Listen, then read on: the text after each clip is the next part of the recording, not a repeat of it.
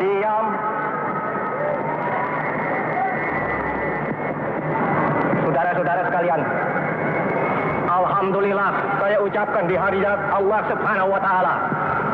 Ini hari aku telah menginjak lagi bumi Jakarta. Sudah hampir 4 tahun lamanya saya tidak bersuara.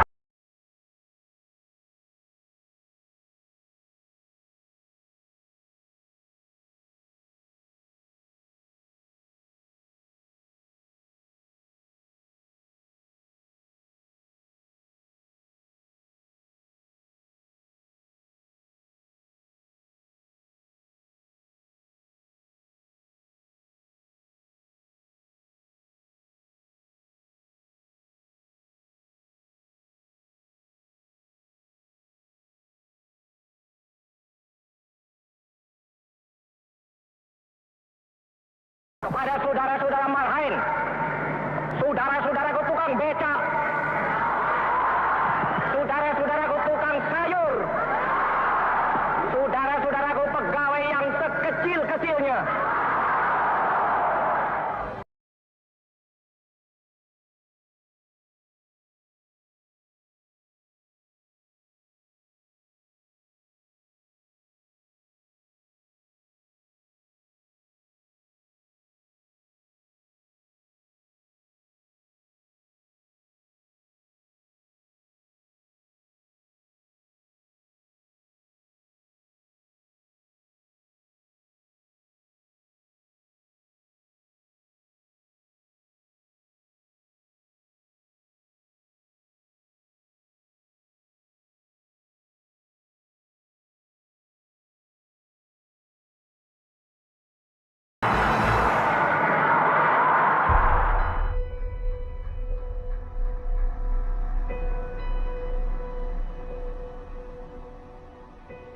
Masa-masa pemerintahan Soekarno adalah masa yang penuh konflik dan euforia, baik di luar maupun di dalam pemerintahannya sendiri.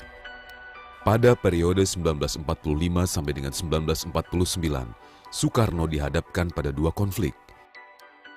Yang pertama adalah pergolakan melawan agresi militer Belanda, sementara yang kedua adalah pergolakan di dalam pemerintahannya.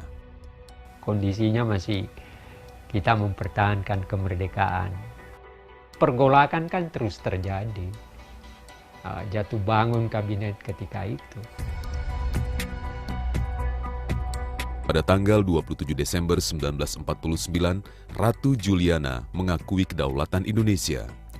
Delegasi Indonesia pada konferensi Meja Bundar diwakili Bung Hatta sebagai Perdana Menteri. Soekarno yang sempat diasingkan kembali ke Jakarta dengan rasa kemenangan.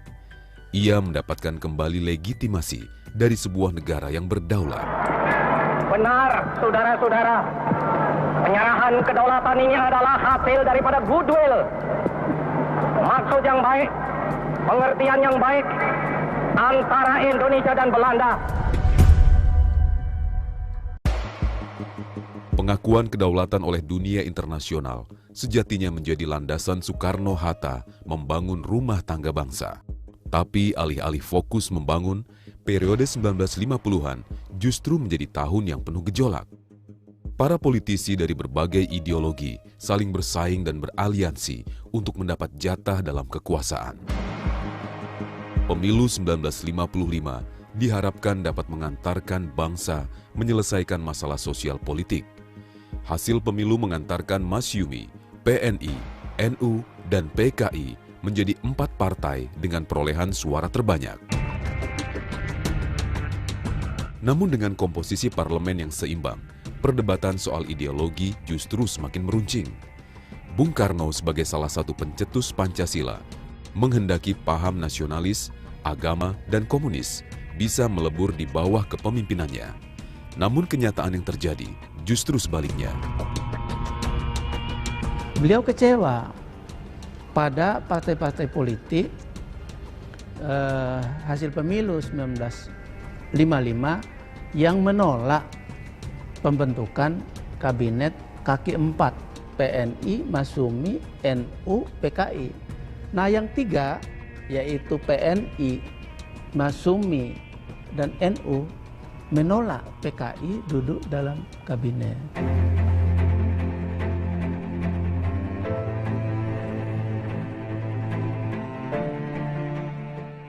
Di tengah pergolakan dan kekecewaan terhadap kepemimpinan Soekarno, Bung Hatta mengundurkan diri.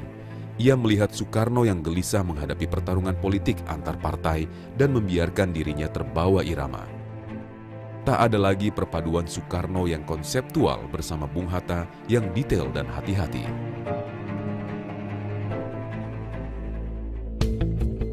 Setelah menetapkan sistem demokrasi terpimpin sejak tahun 1959, Soekarno menerapkan cara yang ia sebut kembali pada semangat revolusi.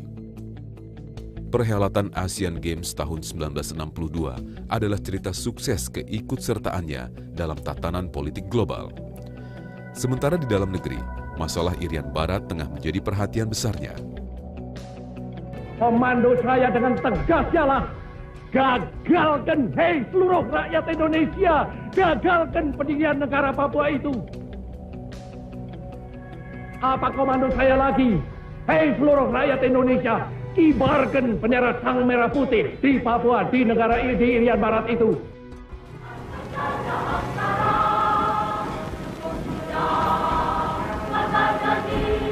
Pembentukan Komando Trikora menjadi cara Soekarno untuk mengembalikan Irian Barat dengan cara radikal. Karena tidak direspon Amerika, Soekarno meminta pasokan senjata dari Uni Soviet.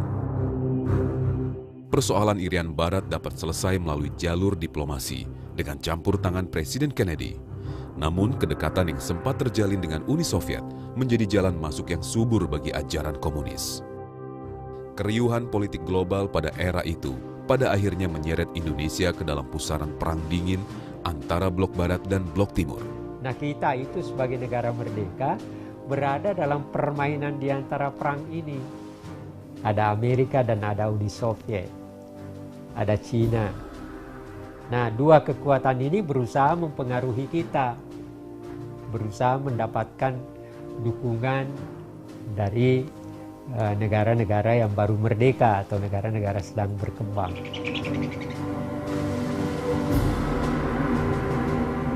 Gerakan 30 September disebut-sebut sebagai hasil dari campur tangan Amerika untuk menghadang pergerakan komunis di Asia Tenggara.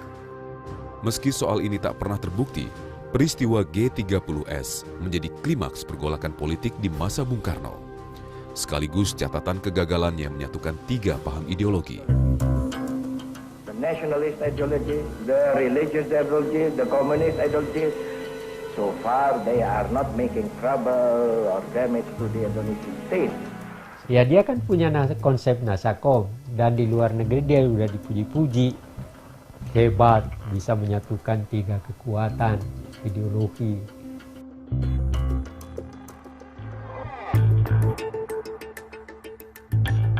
Of September 30th in advance.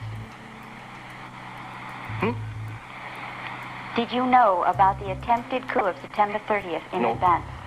No. And why should you put this question to me? Simply because you're the only one who can answer it. I didn't know it. Not before. Pada akhirnya, pesona Soekarno memudar menjelang akhir kepemimpinannya. Pidato pertanggungjawabannya tahun 1966 yang dinamai Nawaksara mendapat penolakan dari MPR. Malahan dalam sidang umum MPRS kedua pada bulan Mei tahun 1963, saudara-saudara sekalian telah menetapkan saya menjadi presiden seumur hidup.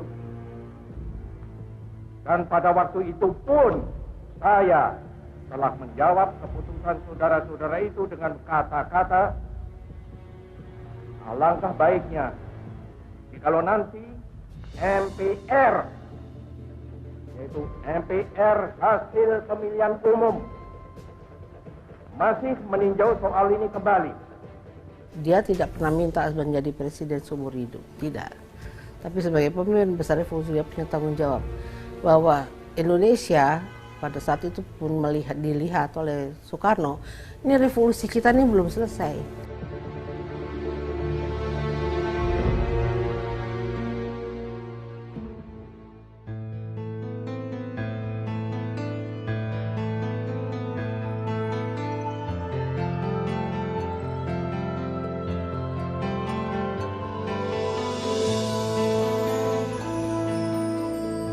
seneng guyon-guyon, seneng rono-rono ngoten mlayu-mlayu ngoten lho. Dan mlayu-mlayu ngoten. Sian amungan. Pelayan kali lari cilik-cilik. Nggih. Lah niku gerek tupih niku lho. Sing marai guyu niku gerek tupih niku. Dadi momong kula. Lah kula lek mlayu nggih diguyu.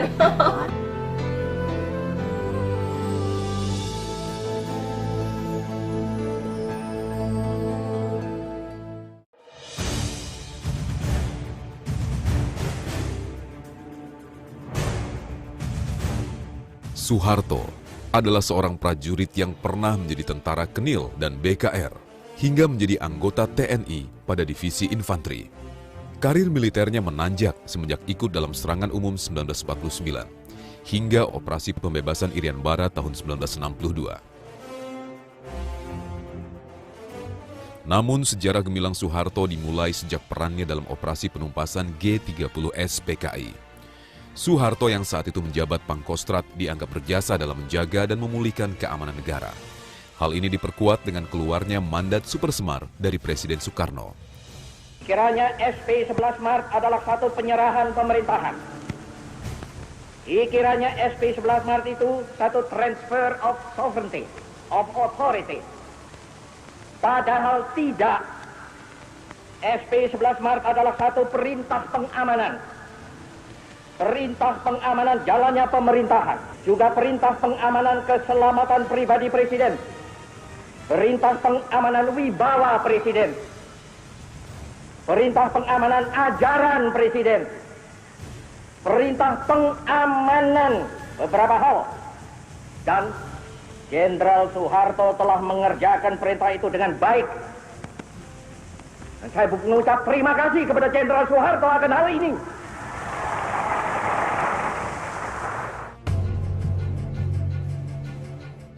Dengan bekal super semar ini, Soeharto membubarkan PKI dan segenap ormas atau onderbouwnya. Ribuan kader PKI ditangkap, sebagian diantaranya dibuang sebagai tahanan politik. Dan tak berapa lama kemudian, Soeharto mendapat kenaikan pangkat sebagai Jenderal Bintang 4. Sebetulnya mandat yang didapat Soeharto melalui super semar itu kan konteksnya lebih pada pengendalian keamanannya pasca G30S. Namun Soeharto juga pintar, dia memanfaatkan kekuatannya untuk menyingkirkan Soekarno itu sendiri.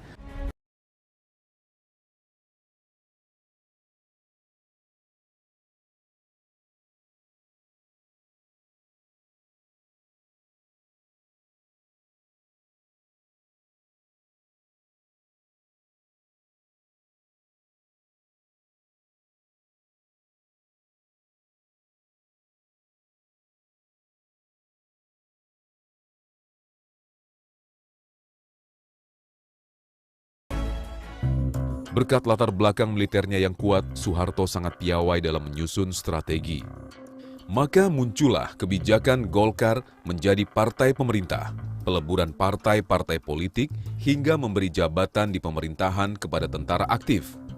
Kalau Soeharto kan dijadikan sebagai alat kekuasaan, semua dimasuki. Dirjen dijadikan, tentara dijadikan dirjen, tentara dijadikan bupati, tentara dijadikan direktur, dan padahal itu jabatan-jabatan birokrasi menengah semua. Untuk menjaga pertumbuhan ekonomi, Soeharto sangat memahami perlunya stabilitas politik dan keamanan. Demi alasan ini, ia tidak mentolerir gejolak yang terjadi di masyarakat. Tapi kelebihan Soeharto adalah dia memakai filsafat pukul dulu baru dihitung belakang. Itu bedanya dengan Nasution. Nasution ke pemikir ya, agak filosof dia tuh. Berpikir dulu baru berbuat itu. Dikalah oleh orang ini. Pukul dulu baru hitung di belakang.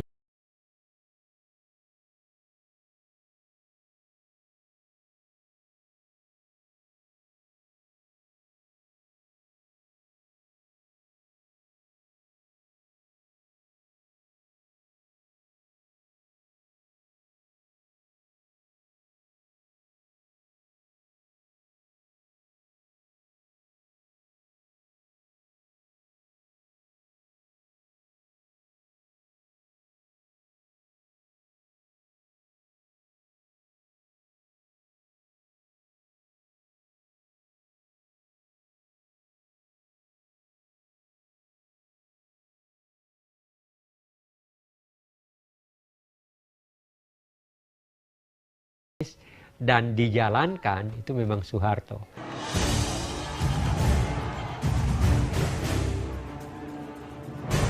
Tapi kekuasaan yang terlalu lama, lambat laun akan menimbulkan petaka. Pondasi ekonomi di masa Soeharto tak sekuat yang diduga. Krisis ekonomi dan moneter ikut menghantam Indonesia. Nilai rupiah yang anjlok, serta ketergantungan pada utang luar negeri membuat Indonesia terperosok. Bisnis keluarga serta fasilitas yang diberikan pada sanak famili makin menggerogoti pondasi yang dibuatnya sendiri. Gerakan menolak Soeharto semakin menguat. Ironisnya, Soeharto kembali terpilih sebagai presiden untuk ke-7 kalinya. Ia bahkan mengajak anak dan orang-orang dekatnya ikut duduk di dalam kabinet. Saya pikir akibat KKN itu, akibat kolusi, khususnya kolusi nepotisme itu, sehingga menghasilkan bangunan ekonomi yang fondasinya rapuh gitu. Inilah yang kemudian menyebabkan krisis ekonomi dialami bangsa kita tahun 1997. Ya tentunya kami selalu menyatakan bahwa mana KKN. Bahkan almarhum Pak Harto kan memberikan kuasa kepada kejaksaan. Waktu itu bahwa katanya dituding punya uang puluhan miliar dolar di luar negeri. Dikasih kuasa untuk kalau memang ada, ambil untuk negara. Tapi sampai dengan 20 tahun reformasi ini, mana bukti KKN nggak ada. Sejarah pun berulang dan mahasiswa kembali berperan. Setelah serangkaian tragedi berdarah tahun 1998, Soeharto memutuskan berhenti dan meletakkan jabatan.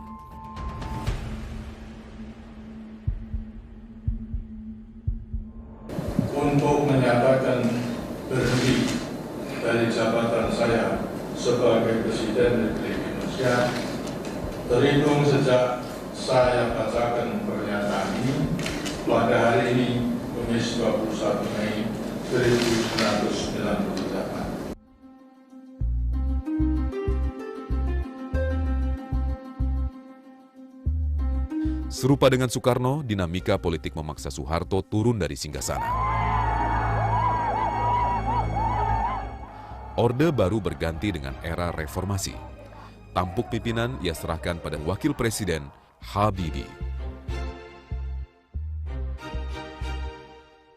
Tekanan politiknya untuk beliau untuk berhenti makin besar, akhirnya beliau dengan legonya memutuskan untuk berhenti sebagai presiden. Karena kalau pada waktu itu mau bertahan pun secara konstitusional beliau masih kuat, dan juga TNI di bawah itu masih mendukung beliau dan masyarakat luas. Tapi kalau itu terjadi pasti akan adanya pertumpahan darah.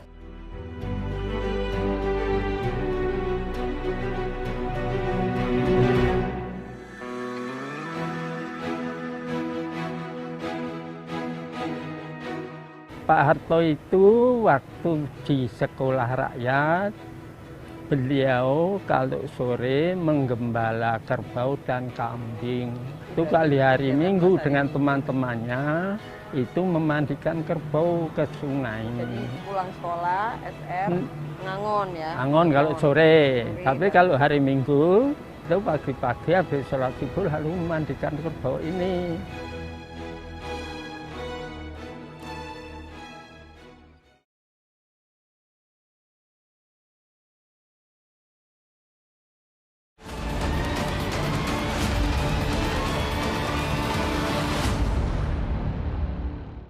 Dan peraturannya dengan seluruh-luruhnya, serta berbakti kepada nusa dan bangsa.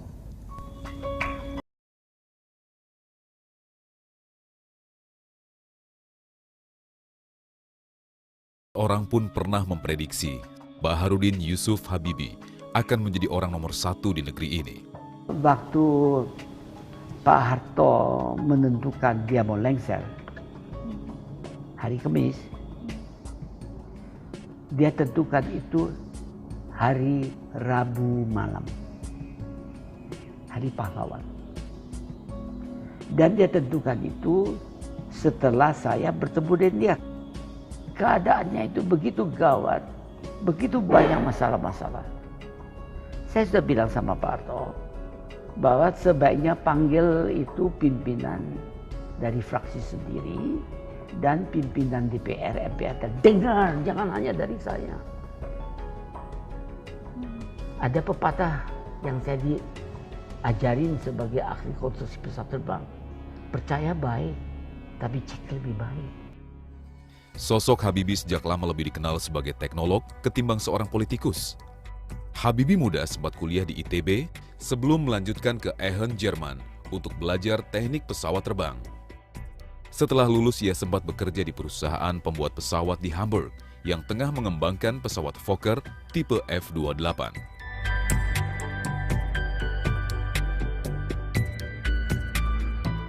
Habibie ini bagi saya ya, sebetulnya lebih dilahirkan sebagai teknolog ya ketimbang pemimpin politik. Jadi kebetulan saja pada saat Soeharto lengser, Pak Habibie wakil presidennya, sehingga secara konstitusional mau tidak mau beliau mesti menjadi presiden.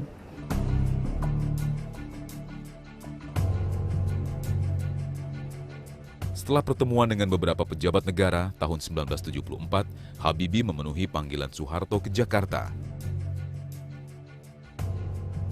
Soeharto meminta Habibie untuk membangun industri dirgantara dan mendirikan pusat penelitian.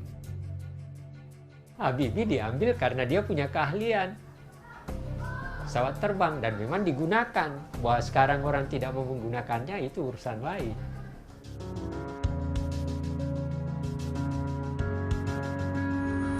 Pesawat pertama yang dibuat Habibie bersama IPTN adalah CN-235 Tetuco. Pesawat hasil kerjasama dengan Spanyol ini terbang perdana tahun 1983.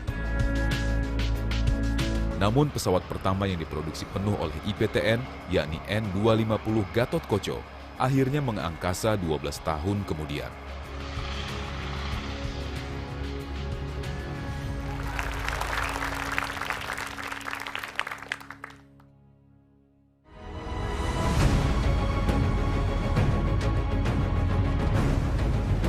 Kedekatan Soeharto dan Habibie yang berawal dari teknologi berlanjut dalam kancah politik. Habibie menjadi kader Golkar dan mulai ikut berkampanye hingga suatu hari pasca pemilu 1997, Soeharto memintanya untuk menjadi wakil presiden.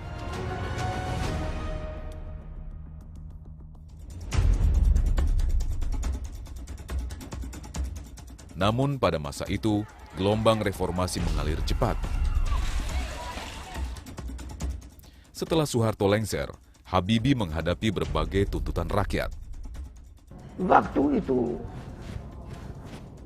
makin lama meningkat. Itu protes masalahnya. Nilai rupiah terus turun. Bahan pokok terus berkurang. PHK bertambah. Capital flight, investment yang tadi datang lari. Semua kacau. Dan Habibie pun sigap. Ia melakukan beberapa hal yang dianggap membuka keran demokrasi setelah sekian lama tersumbat. Di antaranya, membebaskan tahanan-tahanan politik yang dipenjarakan Soeharto dan mempercepat penyelenggaraan pemilu. Saya menamakan dia adalah seorang bapak demokrasi kedua sesudah Bung Hatta. Yang membuka keran demokrasi kan Habibie. Munculnya reformasi kan arti Habibie, bukannya lain, Habibie. Proclamação. A integração de todo o território da antiga colônia portuguesa de Timor na nação Indonésia. Peristiwa sejarah yang paling melekat di masa Habibie adalah referendum Timor Timur.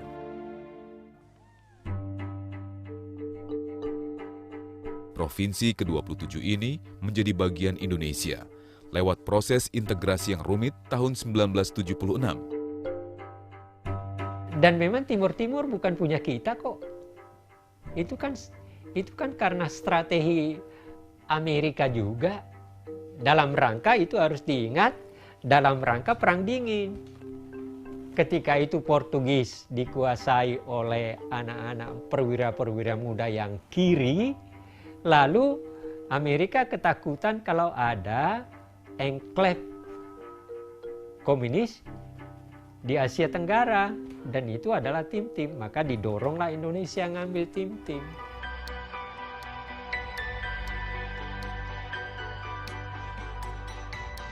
Jajak pendapat mulanya dimaksudkan untuk mengetahui animo warga Timor Timur.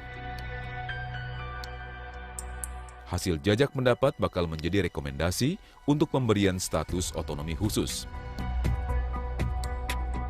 Tapi perhitungan Habibie meleset. Jajak pendapat berkembang menjadi referendum menentukan pilihan yang memisahkan Timor Timur dari Indonesia.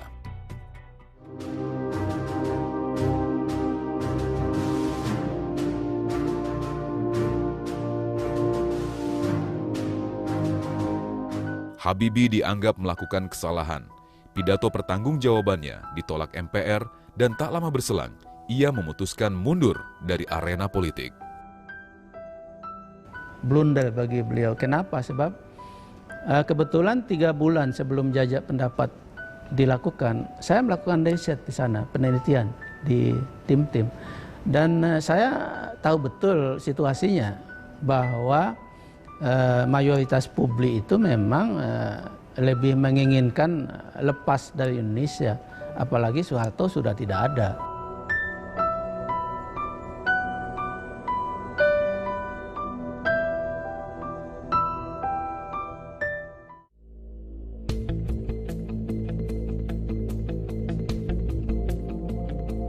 Ketika Gus Dur terpilih, maka begitu diputuskan Gus Dur yang menang waktu itu, saya sampai begini nutup muka saya karena nangis, kaget, hah beneran nih gitu. Jadi keluarga sama sekali nggak menyangka. Yeni Wahid tak pernah mengira Abdurrahman Wahid alias Gus Dur ayahnya bakal terpilih sebagai Presiden keempat Republik Indonesia. Gus Dur mengalahkan perolehan suara Megawati yang kemudian menjadi wakilnya. Pemilu 99 disebut-sebut sebagai pemilu demokratis pertama sejak era pemilu tahun 1955. PDI Perjuangan meraih kursi parlemen terbanyak. Partai yang dizolimi di masa Orde Baru ini optimis mengantar Megawati sebagai presiden. Tapi manuver Amin Rais melalui poros tengahnya menjadi penjegal keinginan tersebut. Tahun 98 Gus Dur stroke berat yang mengakibatkan beliau kehilangan penglihatan total. Dan pakai kursi roda, lemah sekali. Kayaknya kansnya kok tidak memungkinkan gitu ya. Nah, tapi ya memang ya sudah takdir. Keterbatasan fisik tidak menghalangi semangat Gus Dur untuk menjalankan tugas-tugasnya. Presiden dari kalangan santri ini menyadari agenda reformasi harus segera dijalankan. Reformasi pertama yang dia lakukan adalah menghapuskan dwi fungsi ABRI. Pemisahan TNI dan Polri sejak tahun 99 mendapat pengesahan MPR setahun kemudian. Pada tahun yang sama, ia mengesahkan hari Imlek sebagai hari libur nasional. Hal inilah yang membuatnya diakui sebagai pengusung gagasan pluralisme dan pembela hak-hak minoritas. Karena dia memang pluralisnya. Dan dia lebih tepat sebagai budayawan sebenarnya, bukan sebagai presiden. Nah, tapi dia juga punya semangat untuk jadi presiden dan dia dapat itu.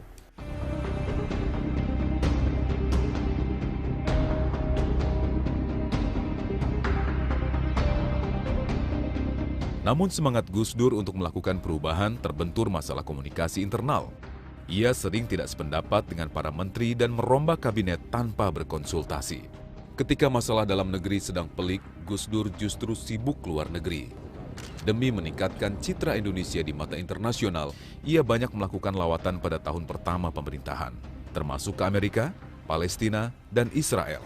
Indonesia tidak punya hubungan diplomatik, tetapi banyak perusahaan-perusahaan Israel sebetulnya berinvestasi di Indonesia, tetapi memakai cangkang perusahaan Singapura atau perusahaan Amerika. Ketika itu terjadi, Indonesia tidak bisa mendapatkan pajak, keuntungan dari transaksi yang terjadi. Nah, jadi buat Gus Dur, Gus Dur kan orangnya nggak suka berpura-pura. Berbagai masalah yang terjadi di dalam negeri membuat suhu politik memanas. Pencopotan Menteri Yusuf Kala dan Laksamana Soekardi membuat Golkar dan PDI Perjuangan ikut marah. Kasus Bulog Gate dan Brunei Gate menjadi jalan masuk menggoyang Gus Dur. Pada waktu itu kan ketegangan sudah terjadi dan banyak sekali tuduhan-tuduhan yang dialamatkan pada Gus Dur dan semuanya tidak terbukti. Tetapi kan memang semangatnya adalah semangat sudah terbangun, semangat mau jatuhin presiden. Tanggal 23 Juli 2001, pimpinan MPR sepakat mengadakan sidang istimewa. Sidang yang dipimpin Amin Rais sepakat mencabut mandat Gus Dur sebagai presiden dan menyerahkannya kepada Megawati. Gus Dur diminta segera meninggalkan istana oleh tokoh reformasi yang mengangkatnya. Sebelum Gus Dur dicalonkan, Kiai-kiai itu minta jaminan kepada Pak Amin. Pak Amin, bener nggak sih ini? Nanti nggak Anda turunkan di tengah jalan, gitu. Pak Amin menjawab tidak akan saya turunkan, tidak akan diturunkan. Tapi janji itu dicederai oleh Pak Amin. Gitu. Semacam persekongkolan jahat lah, saya menyebutnya demikian. Persekongkolan jahat untuk menjatuhkan presiden yang legitimate. Kemudian ada yang mengatakan, ada yang memberitahu itu di luar banyak wartawan, banyak masyarakat, yuk kita keluar untuk sekedar menyapa. Keluarlah Gus Dur dengan pakai baju biasa, dada-dada.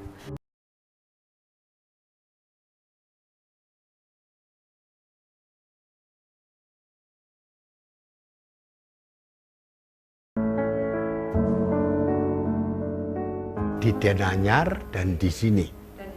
Ya, itu sampai tahun 50.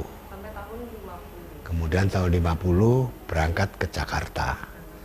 Nah, tahun 54 Gus Dur pindah ke Jogja.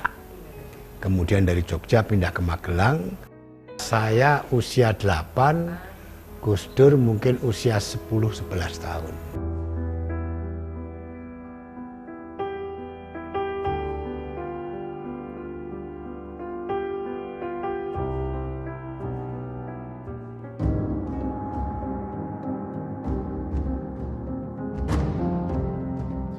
Kekalahan Megawati dalam Pilpres tahun 99 hanya menunda langkahnya sejenak. Setelah pemakzulan Gus Dur bulan Juli 2001, ia naik menjadi RI 1. Megawati menjadi presiden wanita pertama di Indonesia. Ia menjadi tonggak penting yang meruntuhkan pendapat kuno tentang posisi perempuan di negeri ini. Beda laki dan perempuan. Perempuan lebih detail, ibu-ibu. Betul. Jadi dianya kejar terus sampai akhir. Laki-laki enggak global karena mungkin ada niat enggak baiknya. Nah, tapi sesungguhnya dia memang mula-mula kan dianggap hanya ibu rumah tangga. Tapi dia juga petarung itu dan dia dianiaya oleh Orde Baru lama sekali itu. Nah, itu ya. Orang teraniaya di Indonesia ini kan atau pura-pura teraniaya kan mendapat simpati. Meski banyak yang meragukan kepemimpinannya, Megawati bergeming. Reformasi telah bergulir dan Megawati harus mengemban amanatnya. Beberapa kebijakan dan aturan mulai diterapkan, termasuk pembentukan KPK yang menjadi momen penting kepemimpinannya. Dianggap sebagai prestasi, saya pikir ya antara lain ya pembentukan KPK itu juga di zaman Megawati. Kalau yang lain, saya pikir ya melaksanakan untuk pertama kalinya pemilu presiden secara langsung. Periode kepemimpinan Mega kerap dihadapkan pada konflik. Belum reda konflik Aceh, Poso, serta Papua, muncul ancaman lainnya dalam bentuk terorisme. Sejak peristiwa bom Bali, isu terorisme mulai mengemuka. Anjloknya jumlah wisatawan menambah timpang neraca perekonomian serta cadangan devisa. Pemerintahan Megawati mengambil kebijakan untuk melepas kepemilikan beberapa BUMN penting, termasuk Telkom, Indosat, hingga BNI. Sebuah kebijakan yang berbuntut panjang yang memunculkan istilah privatisasi BUMN. Iya, saya melihat Megawati ini memang tidak menguasai paham sih paham, tapi tidak menguasai soal-soal ekonomi secara detail ya, sehingga sangat mungkin ya dimanfaatkan juga oleh elit politik di sekelilingnya yang berdampak kemudian pada ya penjualan BUMN dan lain sebagainya itu ya.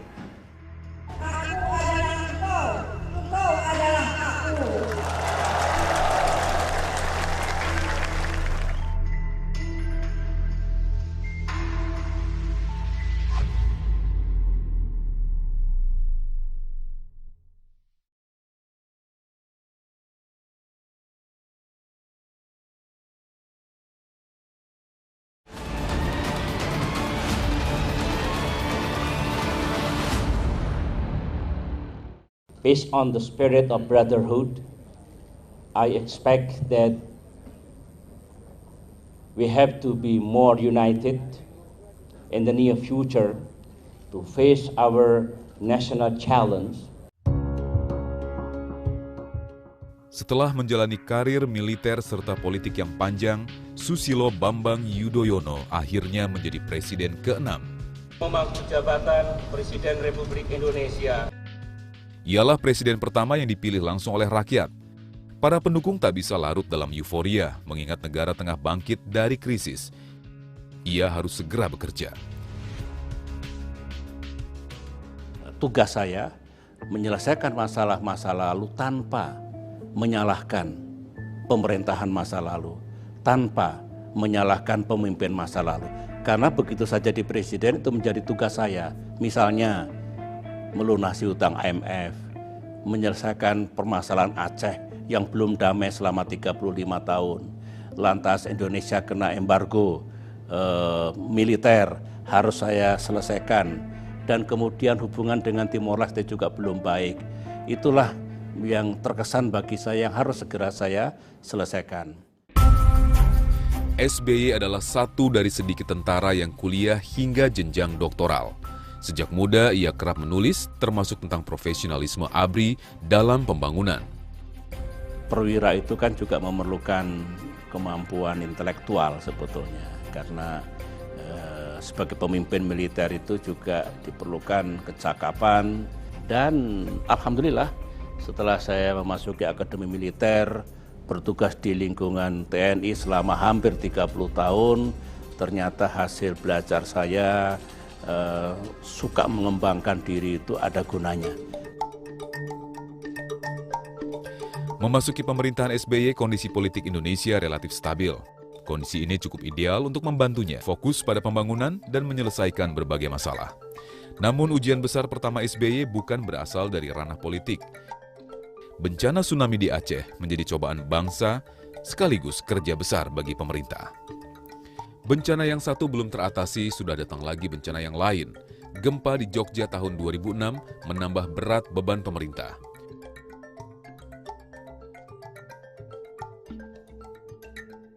Sebagian di antaranya merupakan bantuan asing. Zona bencana belum juga pulih, zona politik dan hukum justru memanas. Ujian berikut adalah skandal korupsi yang menjerat orang-orang di seputaran pemerintahan dan partainya. Kasus cicak lawan buaya antara pimpinan KPK dan Polri menjadi ujian besar terhadap ketegasannya. Memang suka ada kompetisi, ada misalkan di negara kita KPK dengan kepolisian, dengan kejaksaan, dan bahkan pernah terjadi konflik yang menjadi perhatian masyarakat luas. Yang penting saya dulu harus dikelola, tidak boleh dibiarkan.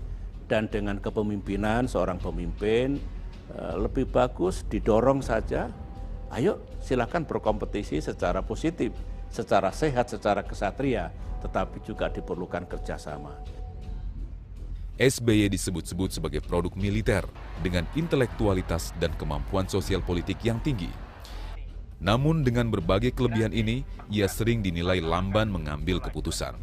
Meski demikian, roda pemerintahan yang stabil dan karismanya yang tinggi mengantarkan SBY sebagai presiden selama 2 periode. SBY itu pemikir sebenarnya, pemikir, dan pikirannya sangat intelektualis menurut yang saya pahami. Makanya kan tindakannya sangat sangat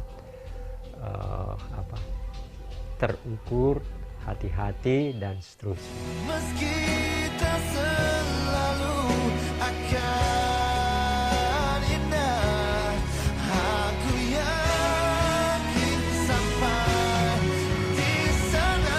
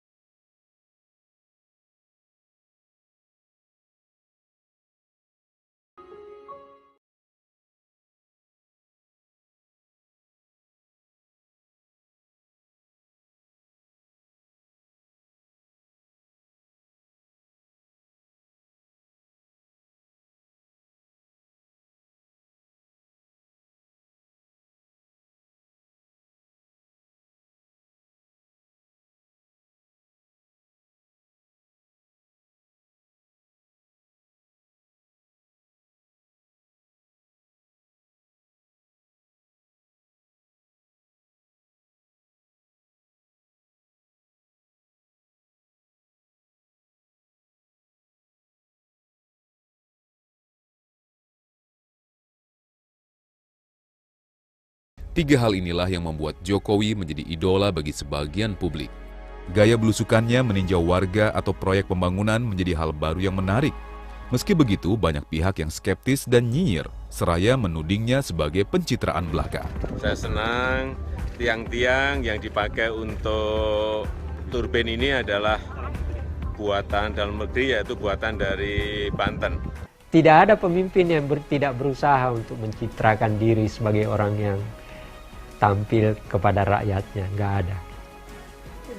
Itu bohong. Sekarang juga Jokowi melakukan hal yang sama. Dan itu bukan sesuatu yang jelek.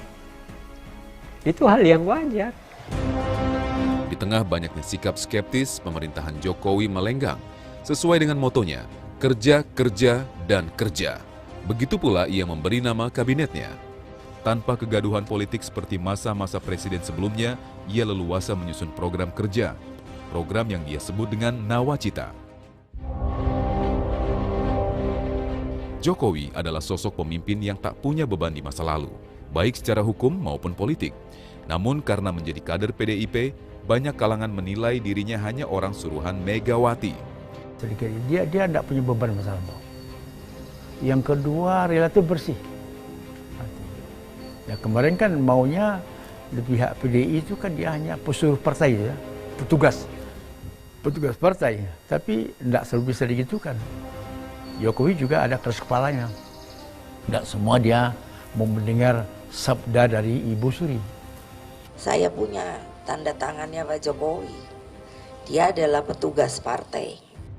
Dengan menempatkan Jokowi sebagai petugas partai, itu statement yang tidak pantas untuk seorang presiden. Jadi petugas partai boleh, tapi sebelum menjadi presiden. Ketika Jokowi sudah menjadi presiden, beliau bukan petugas partai lagi, dia presiden. Pada saat naik ke tampuk kekuasaan, Jokowi menegaskan komitmen untuk mengatasi permasalahan bangsa. Dan saat ini, pembangunan infrastruktur tengah menjadi fokusnya. Dan fondasi-fondasi yang kuat itu menurut saya adalah kalau kita pertama investasi di bidang infrastruktur itu betul-betul bisa kita kelola dengan baik sehingga selesai dan menjadi sebuah fondasi bagi negara kita ini untuk melangkah dan bersaing, berkompetisi dengan negara-negara yang lain. Tahapan besar kedua menurut saya adalah investasi di bidang sumber daya manusia. Nah, disinilah sebetulnya titik nanti berangkat kita betul-betul kita mampu bersaing atau tidak dengan negara-negara yang lain. Persoalan utang luar negeri, isu tenaga kerja asing, hingga menipisnya cadangan devisa pun kembali mengemuka. Jokowi banjir kritik, terutama dari kubu oposisi yang tak setuju dengan kebijakannya, meski banyak pihak pula yang mengapresiasi kinerjanya. Yang penting komitmennya. Nah, di segi komitmen inilah kelebihan Jokowi saya pikir ya. Walaupun mesti diakui juga beliau sempat banyak ngomong ya sebelum terpilih itu ingin melakukan ini, terlampau banyak ngomong sehingga tidak terkontrol.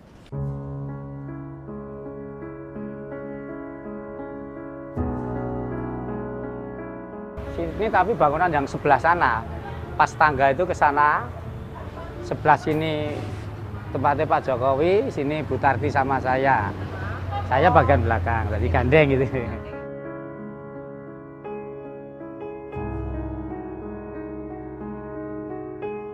Kalau kesini setiap hari mainnya di sungai, Mbak. Waktu itu belum punya mainan. Lu masih banyak rumput-rumput tinggi gitu, Mbak. Habis mandi di sungai, dia mainan pasir-pasir. Setelah mau pulang tuh cari telur sampai ke arah Tirtonadi. Cari telur? Telur bebek, ya. Telur bebek lo kok itu buat apa Pak dicari? Ya telur cuma yang namanya anak kecil loh, Mbak. Langsung digodok atau digoreng di tempat langsung dimakan gitu aja.